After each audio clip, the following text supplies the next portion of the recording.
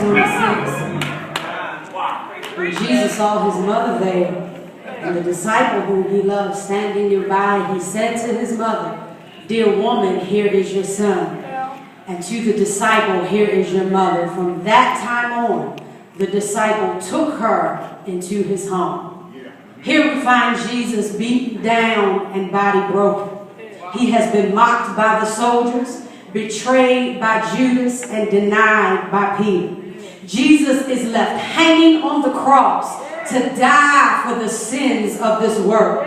And as he surveys the land, he finds his mother Mary and his beloved disciple at his feet. How difficult it must have been for Mary to sit and watch her son be brutally murdered. How helpless she must have felt as the blood of her son poured from his feet. How broken her heart had to have been not to be able to take the pain away and make it right. There was nothing that she could do to take him off of the cross. And so she sits and watches her firstborn die for the sins of mankind.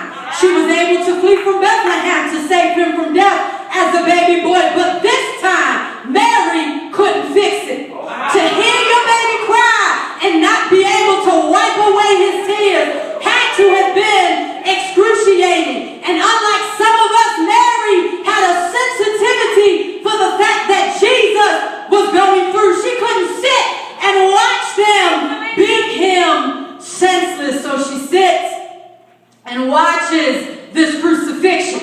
But even with all the pain and agony that Jesus was facing, he made it his priority to make sure Mary would be taken care of. Jesus was mindful that even as he bled to death, his mother still had a need. What was Mary's need? Mary needed to be separated from Jesus. Up until this point, Mary had lived a life as the mother of Jesus, and her role was to nurture and to protect and to provide for her. It's a mother's job to devote their time and resources to create a good life for their children. It's a mother's responsibility to develop the physical and social well-being of their child. But Mary, at this moment, Jesus relinquishes her as her role as his mother, so that she could be able to authentically honor him for being the Son of God.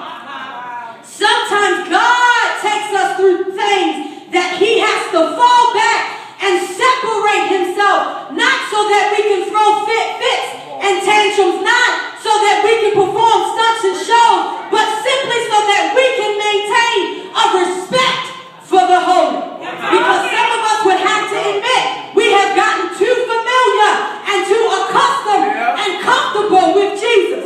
We have lost our reverence and respect for who he is. We play with his presence as if it is not an honor. We play peekaboo with time with him as if he has to call on us. And so every now and then, he has to take a step back so that we can realize who he really is. This separation was needed to remind her that Jesus was first and foremost the Son of God.